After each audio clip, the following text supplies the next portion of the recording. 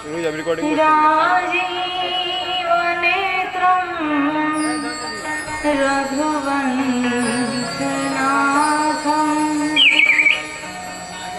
कारुण्यरूपं करुणाकरन्दं श्रीरामचन्द्रं शरणं प्रपद्ये। हे हरे सुत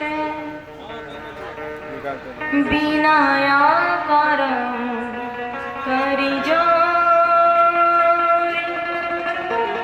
कलिपति के सूत से दरस करा दरस करा।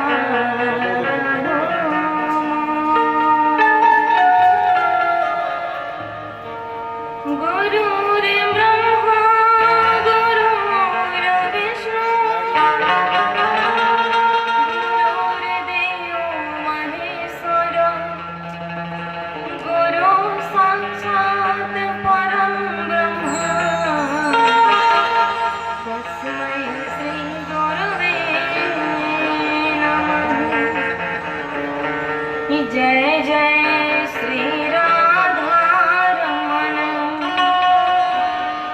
जय जय नमन किशोर जय गोपी चित चोर प्रभु जय जय माखन चोर जय जय माखन चोर। अखिल ब्रह्मांड नायक सच्चिदानंद आनंदकंद भगवान श्रीनाथ बिंदु सरकार जी, जगत जननी जगत माता मैया जानकी देवाधिदेव महादेव जी महाराज, अंजनी हनुमंत लाल की जुगल पादारविंद में सादर नमन वंदन करते हुए परम पूजनीय गुरु जी के चरणों में सादर नमन वंदन करते हुए आदरणीय यज्ञ के यज्ञाचार्य जी महाराज, समस्त विद्वद्गण, यत्र तत्र सर्वत्र से पधारे सभी संत चरण विद्वचरण, श्रद्धालु भक्तगण, सदा मई माताओं और बहनों, आप सभी के चरणों में इस व्यासपीठ से नमन वंदन करती हूँ। आज हम सभी लोग कथा के पंचम दिवस में प्रवेश किए हैं और आज को छोड़कर 3 दिन और शेष बचे हैं। कल 27, परसों 28 और फिर 29 तारीख को, और 3 दिन वो और आज का दिन, यानी कि अब कथा शुभारंभ हो ही चुकी है, आरती हो गई, भगवान की स्तुति हो गई और हम लोग कथा में ही प्रवेश करेंगे। परंतु पुनः आप सभी से मेरा यही आग्रह है, प्रतिदिन कहा भी जाता है, क्योंकि देखिए लोग कहते हैं ना कि होशियार के लिए इशारा काफी होता है, और आप लोगों से तो खुल के कहते हैं कि कथा में आइए। ये आयोजन ऐसा नहीं है कि किसी व्यक्ति विशेष का है, ये हम सबका है, आपका भी मेरा भी, जो इसमें सभी लोग लगे हैं सबका भी। कलश यात्रा में आप सबने बहुत ही श्रद्धा प्रेम के साथ भाग लिया, तो केवल कलश यात्रा में हमने भाग ले लिया, सब भ्रमण कर लिया, कलश स्थापना कर दी, महत्व तो उसका नहीं है। उसके साथ साथ आप लोग किस भाव से इस आयोजन को, इस कथा को विश्राम के तरफ, समापन के तरफ ले जाते हैं, महत्व तो उसका है। तो इसीलिए आप सबसे मेरा आग्रह है, प्रतिदिन होता भी है कि जब यहाँ आए तो कोई खाली ना आए, क्योंकि देखिए गुरु के यहाँ, मित्र के यहाँ, बहन के यहाँ और भगवान के दरबार में कभी भी खाली नहीं जाना चाहिए। तो इसीलिए आप सबसे मैं प्रतिदिन यही कहती हूँ कि यथासंभव जितना ही आपके पास है बिना मांगे ला करके यहाँ पे दे दीजिए। वो चाहे अन्न हो, चाहे वो रुपया हो, क्योंकि यही दे सकते हैं। तो यथासंभव जो भी आपके पास है उसे आप लोग देने की कृपा करें। अगर देते कष्ट भी हो रहा हो तो कष्ट भी करें, क्योंकि जल्दी कोई देना नहीं चाहता। एक जगह मैं गई थी कथा में, तो वहां पे दो भाई डेली आते थे कथा को सुनने के लिए। इसमें भी आते होंगे 2 भाई 4 भाई ये घर से। तो 2 भाई प्रतिदिन आते, बड़े भाई छोटे भाई। तो बड़े भाई ज्यादा ही देने वाले थे, छोटे भाई थोड़ा कम देते। तो छोटे भाई कम देते तो प्रतिदिन आते तो 10 20 50 100 जितना भी इच्छा हो भगवान के यहाँ दान स्वरूप वो देते थे।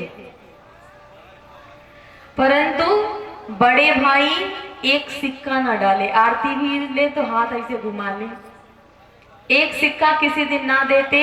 देखते देखते छोटे भाई ने कथा के विश्राम दिवस के एक दिन पहले यानी छठे दिन कहा, भैया सभी लोग जाते हैं वहां कुछ ना कुछ देते हैं, 10 20 50 भी देते हैं, मैंने आपको किसी दिन देते नहीं देखा।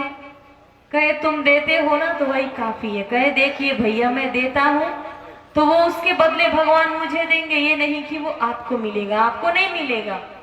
क्योंकि भजन और भोजन ये दोनों सबको अपने अपने लिए करने होते हैं। आप सोचे कि हमारे बदले कोई और भजन करे मिले हमें, तो कभी नहीं मिलेगा। आप सोचे कि भोजन कोई और करे मिल हमें जाए, तो वो भी कभी नहीं होगा। और आप सोचे कि दान कोई और दे घर में और मिले उसका पुण्य हमें, तो वो भी कभी नहीं मिल सकता। कहे भैया मैं जो देता हूँ वो सिर्फ मुझे मिलेगा, जो भी मिलना होगा, लेकिन आप तो किसी दिन दे दीजिए, आप भी कमाते हैं, सब कुछ है। कहे चलो कल कथा का विश्राम दिवस है, कह रहे हो तो दे ही दूंगा। लेके गए एक 10 का सिक्का, सोचे चलो 10 रुपया दे ही दें आज, जब इतना कह रहा है छोटा तो दे ही देते हैं। लेके गए, कथा आरंभ हुई। जब आरती होने लगी फिर छोटे भाई ने कहा अरे भैया दे क्यों नहीं देते। कहे अरे क्यों इतना बेचैन हो, अभी 4 घंटे समय है, अभी व्यास जी 4 घंटे कथा सुनाएंगी, दे दूंगा चलते समय।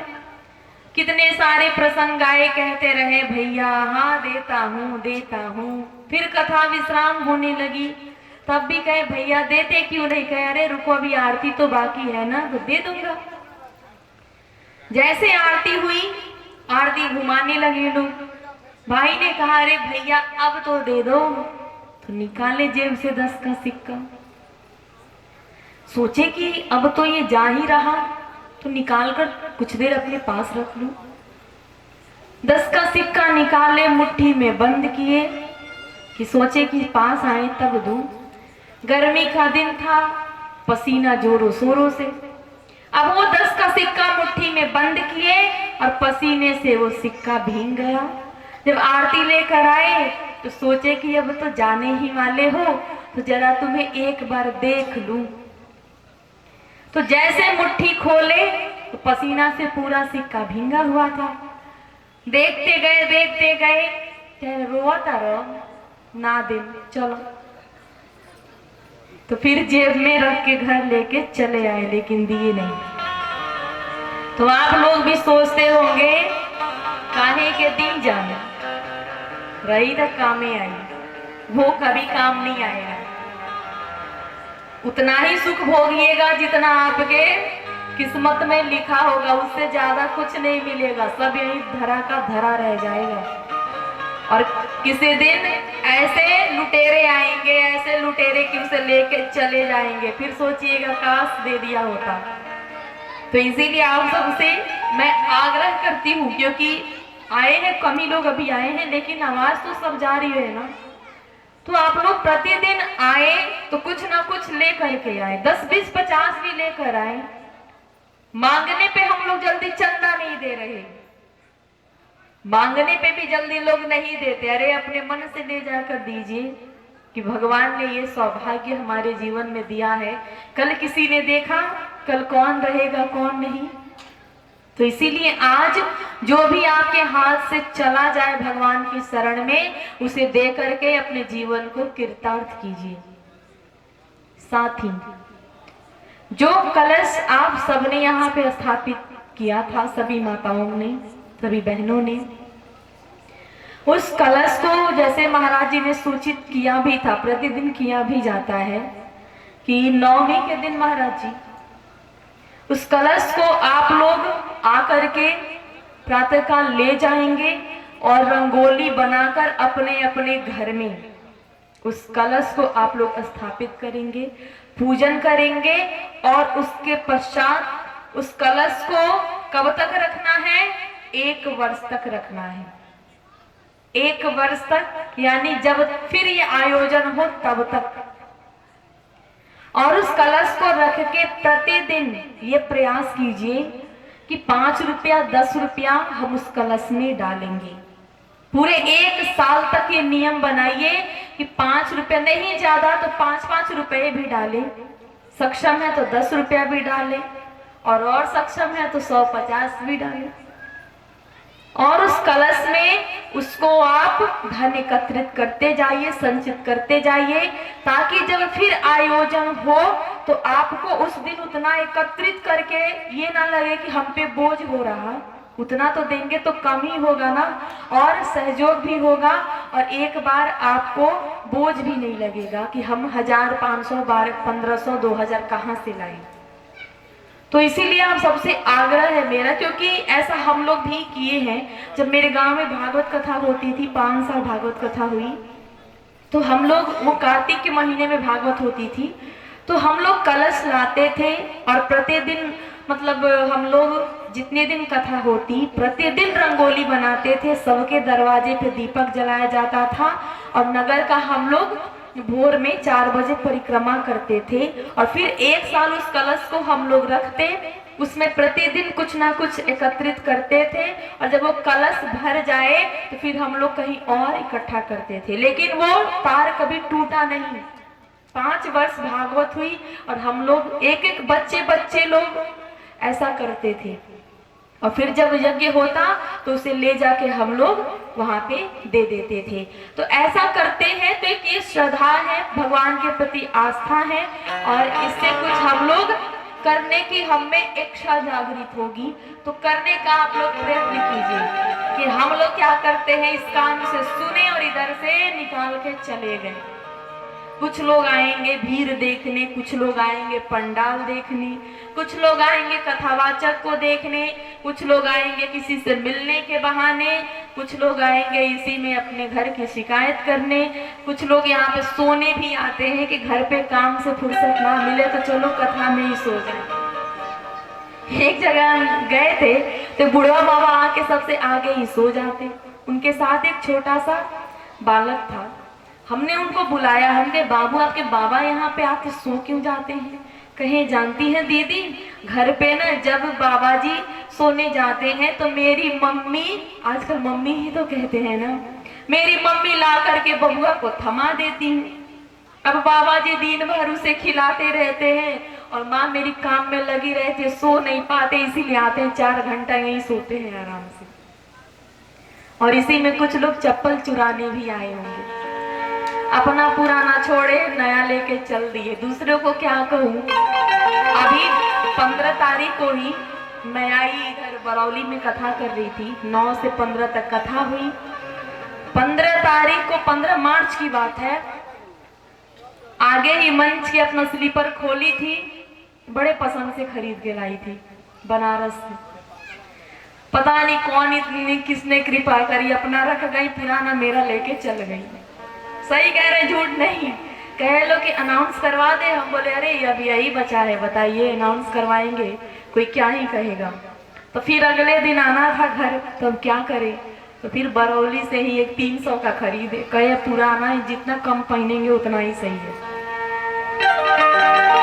तो ये विडंबना है कि कुछ लोग उस बहाने भी आते हैं, तो ऐसा ना करें, जिसके लिए बुलाया जा रहा उस बहाने से आइए कि कैसे भी चले भगवान की कथा सुने। तो आइए सभी लोग प्रेम भाव से भगवान के भजन के माध्यम से, और हम लोग कथा को श्रवण करते हुए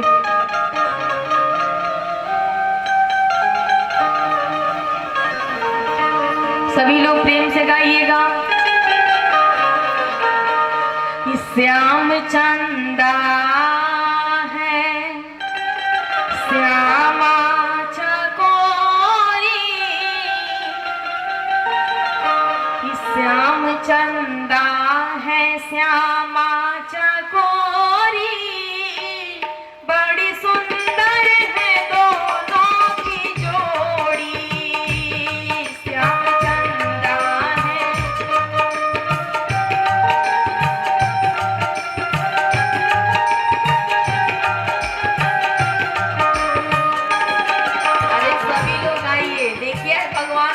फुलवारी में तो मौसम भी वैसा ही बन गया ना। इतनी जोर जोर से हवा चल रही, तो आनंद लेते हुए सब लोग आइए। श्याम चंदा